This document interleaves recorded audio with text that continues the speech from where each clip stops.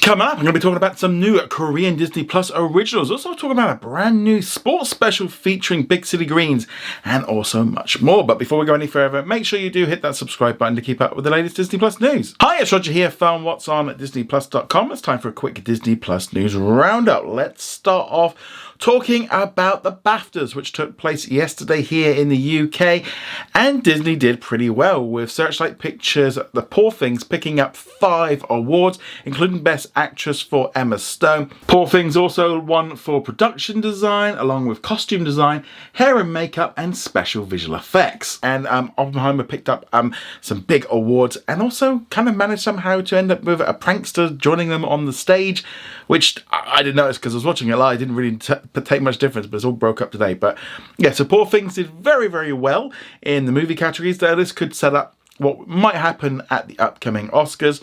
But yeah, so Poor Things did pretty well, coming out on digital in March, so I suspect it'll be following soon on Hulu, and Hulu on Disney Plus in the US and Disney Plus internationally at some point next month, probably around the time of the Oscars. I think that's going to be the time one. But let us know, do you think Poor Things winning the BAFTAs was a good thing? I'd love to hear your thoughts on that in the comments below. Disney's also announced.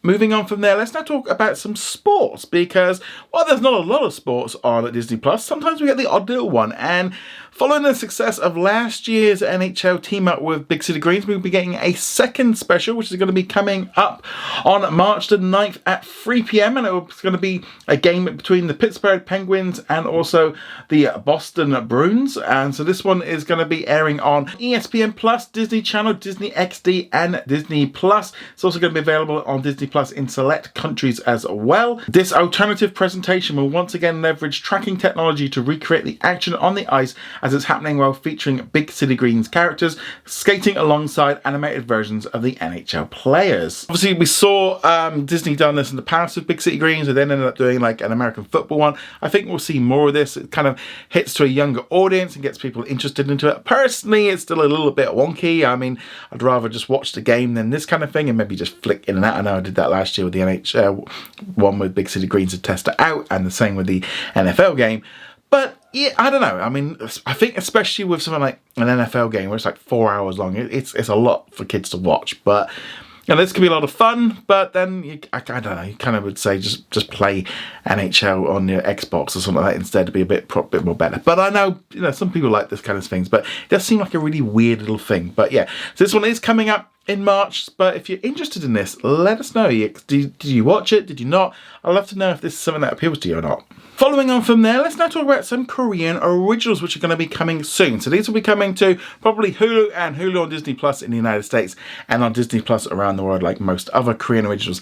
Now, they have been doing some amazing shows out there in Korea, and they've been releasing them internationally. Moving was a huge success, and also Disney Plus is just doing very well in Korea, and they've announced a whole host of new shows which are going to be coming later this year, including Blood Free, which follows a former bodyguard haunted by the failures of his past. After driving down a rabbit hole of tangled leads, he finds himself recruited to protect the CEO of a controversial lab-grown meat company, who is also a survivor of a fateful attack that changed his life. Another new series is Unmasked, which is a new series set in modern-day Seoul and follows a crack team of investigative journalists who are fighting for their careers after broadcasting a controversial story. And with time running out, the teams are given an impossible task if they want to save their jobs, solve a 20-year-old case involving a famous actor who disappeared without a trace. Then we got The Tyrant, which follows a US government agent as he tries to recover a deadly new virus stolen from the South Korean government.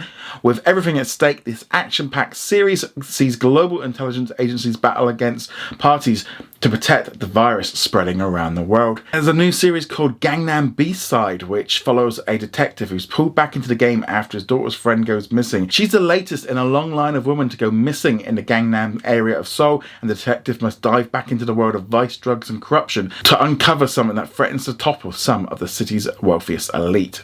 We can also look forward to seeing some other new shows as well, which have been previously announced, including Uncle Sansik and also a Light Shop. Plus, there's going to be a third season of the Zone Survival Mission. Lots of Korean originals coming. I think this is great. I've been enjoying watching quite a few of them, and they've just been getting big audiences, not just in Korea, but around the world. And we're really seeing Disney kind of leaning in more and creating more originals, because that audience is growing and continuing to pull in sort of money for Disney. So that's why we keep getting this stuff. But great to see these originals coming. But let us know, you're going to be checking any of them out. Did you like the sound of them? I'd love to hear your thoughts on that in the comments below. Let's now take a look at what's new on Disney Plus today. In the United States, there's lots of new Hulu on Disney Plus editions, including the Oscar-winning Nomadland. You've also got a brand new episode of American Idol, plus some new adult animation from Fox, including The Simpsons, The Great North, and Grimmsburg. But are you going to be watching any of this stuff? I'd love to know your thoughts on this in the comments below. And our question today, which comes from Adam, who says, do you think they will re-add the Lizzie McGuire reboot after Hulu and Disney become one app? I've seen this one come up a few times, and I think it's important to note that this project, they only filmed 2 episodes, and will obviously have to fill the rest. But I think the big problem with this Lizzie McGuire reboot was essentially the executives and the creators were on 2 completely different wavelengths in terms of the idea that they wanted. Disney executives wanted Lizzie McGuire Part 2, and the creators wanted to create something which was more about, being like a 30-plus-year-old woman living in New York or living with her parents, and lots of jokes and stuff about being an adult. And I think Disney were looking at just a continuation of the brand of Lizzie McGuire, and the 2 just were not there. Listening to some of the stories and stuff of what they wanted to do with the story, where she'd like hooked up with an old friend from school, and like the animated version of her was making jokes about having sort of slept together and knocking something off their list. It just does not make sense. If you look at it from the point of view of if you've just watched Lizzie McGuire and you just finished that last episode, and then you go straight into the new version, set 20 years later, or whatever, how many years later, the tone would be so different. It's not the same show. And I think that's the key thing. Disney wanted the same show, but just set now, and the creators wanted to create something very, very different. And I think that was more of a problem. In some ways, I would say that you've got to look at How I Met Your Father as kind of, in some way, maybe the comedy style and maybe what they were looking to do, what Hilary Duff was looking to do in terms of that character, seems to be much more in line maybe with that than what we would have seen. Obviously adult fans are probably going to be like, well, that's what I want, I wanted that kind of thing of her being older and it's aimed for me. Disney were looking at this is a Disney Channel show, and the 2 were just so far apart, and I think that's the key thing to look at. They just weren't. It never should have got to the filming stage, because by the sounds of it, they just were not ready, and they were rushing it through and hoping that they could sort stuff out. But it just sounds like they were just on completely different wavelengths of what they wanted. I can see it from Disney's point of view on this. I think the sort of the creators' version is probably more interesting to watch, and I would prefer it. But I can see where the executives were looking at it and going, this is just not Lizzie McGuire. This is not what we signed up for.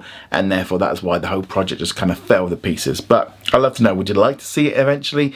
Or do you agree with me that it's just dead? And again, the fact of Hulu and Disney Plus coming together is meaningless in this conversation, because I think it's just the tone of the show overall. But let us know your thoughts on this in the comments below. Go check us out over at whatsondisneyplus.com. Like, follow, and subscribe. And I shall see you guys soon. Later.